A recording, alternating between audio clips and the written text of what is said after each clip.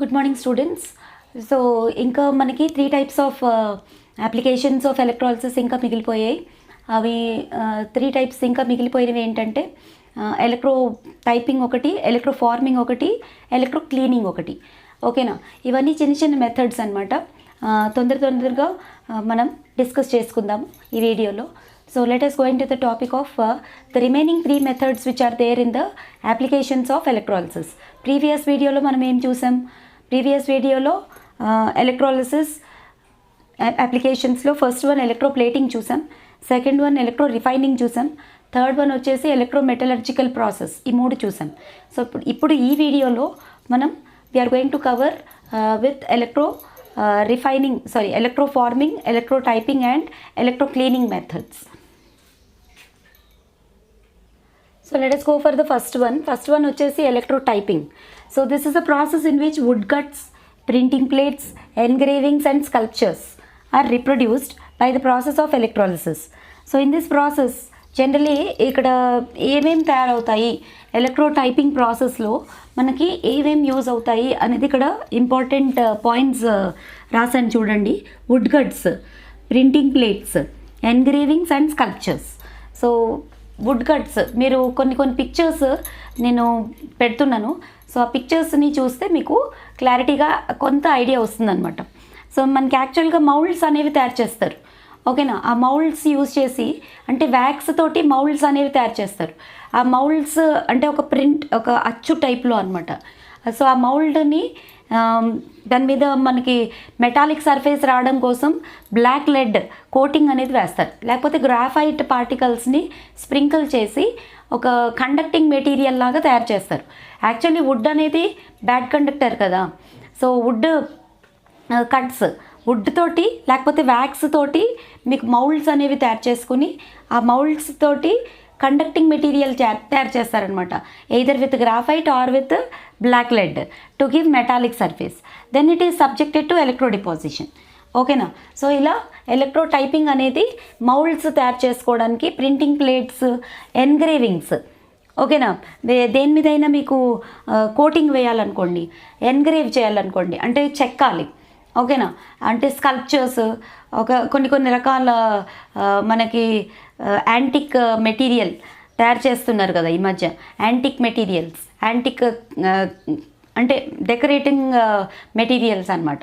So antique pieces, so అలాంటివి తయారు చేయడానికి ఈ ఎలక్ట్రో టైపింగ్ ప్రాసెస్ అనేది చాలా ఎక్కువగా యూజ్ అవుతుంది అనమాట.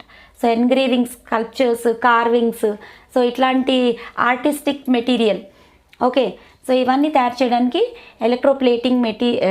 ఎలక్ట్రో టైపింగ్ అనే ప్రాసెస్ మనం యూజ్ చేస్తాం. ఇది కూడా ఎలక్ట్రాలిసిస్ ప్రాసెస్కి అప్లికేషనే. So this is one of the important applications of electrolysis. Okay, so please note down. So second type of application వచ్చేసి ఎలక్ట్రో ఫార్మింగ్. సో ఇక్కడ ఎలక్ట్రో ఫార్మింగ్లో వచ్చేసి it is the process of reproduction of objects by electrodeposition on some sort of moulds. So and some sort of moulds అనేవి ఇక్కడ తయారు చేస్తారనమాట. ఆ మౌల్డ్కి మనం మ్యాండ్రల్ అని పేరు పెడతారు. So mould or core used in electroforming is called as mandrel. ఓకేనా? సో మీరు పిక్చర్స్లో కూడా చూడొచ్చు. The mould is first made of వ్యాక్స్తో తయారు చేస్తారు ఫస్ట్. ఎప్పుడైనా కూడా మీకు ఏదైనా మౌల్డ్ చేసుకోవాలి అనుకుంటే అది ఫస్ట్ వ్యాక్స్ తోటే తయారు చేస్తారు, లేకపోతే సోప్ మౌల్డ్స్ కూడా తయారు చేస్తారు. ఓకేనా? So the surface of wax is coated by powdered graphite in order to make it a conducting material. మీకు వ్యాక్స్ అనేది నాన్ కండక్టింగ్ మెటీరియల్ కదా. సో కాబట్టి దాన్ని కండక్టింగ్ చేయడానికి గ్రాఫైట్ పౌడర్ అనేది స్ప్రింకిల్ చేస్తారనమాట. So it is coated by graphite powder in order to make it a good conductor. Then the mould is then dipped in an electro forming cell as cathode. తర్వాత ఆ మౌల్డ్ని తీసుకెళ్ళి cathode కింద ఆ electro forming cell అనేది ఒకటి ఉంటుంది. ఓకేనా? మనకు ఒక మిషన్ ఉంటుందన్నమాట, electro forming machine. So electro forming సెల్లో క్యాథోడ్ కింద ఈ మౌల్డ్ని పెడతారనమాట. సో అది కండక్టింగ్గా అవుతుంది కదా, గ్రాఫైట్ యూజ్ చేయడం వల్ల అది గుడ్ కండక్టర్ అవుతుంది. సో కండక్టర్ అయిన తర్వాత దాన్ని తీసుకెళ్ళి మనం క్యాథోడ్ కింద ఎలక్ట్రో ఫార్మింగ్ సెల్లో పెట్టేస్తే సో ఆ ప్రాసెస్ అనేది జరిగి కోటింగ్ అనేది obtain అవుతుందన్నమాట. So after obtaining coating of desired thickness of the article, the wax core is melted. మనకు కావాల్సిన డిజైర్డ్ థిక్నెస్ వచ్చిన తర్వాత ఆ వ్యాక్స్ కోర్ని కరిగించేస్తారనమాట.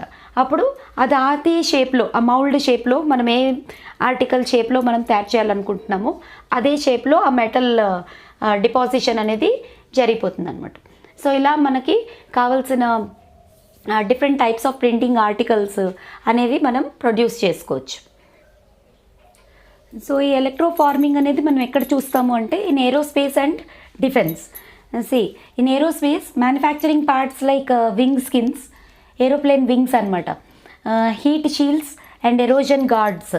సో ఇవి మ్యానుఫ్యాక్చరింగ్ యూనిట్ వాళ్ళు ఈ ఎలక్ట్రో ఫార్మింగ్ అనే టెక్నిక్ యూస్ చేసుకుని ఈ wing skins, aeroplane parts, wing skins కానీ, ఎరోజన్ గార్డ్స్ కానీ, హీట్ షీల్డ్స్ కానీ ఇట్లాంటివన్నీ తయారు చేయడానికి ఈ ఎలక్ట్రో ఫార్మింగ్ టెక్నిక్ అనేది యూజ్ చేస్తారనమాట. ఇంకా సెకండ్ అప్లికేషన్ వచ్చేసి it is used in the making of jewellery also.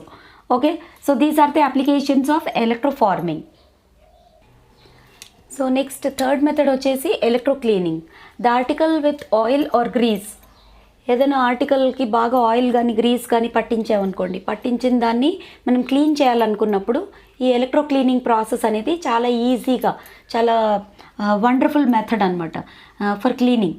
So the article to be cleaned is to be taken as cathode and the iron tank or vat which is filled with electrolyte is to be taken as anode.